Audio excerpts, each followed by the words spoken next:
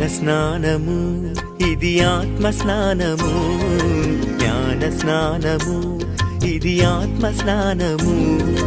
జన్మ పాపము ఇతర పాపములను తొలగించు తొలి సంస్కారం.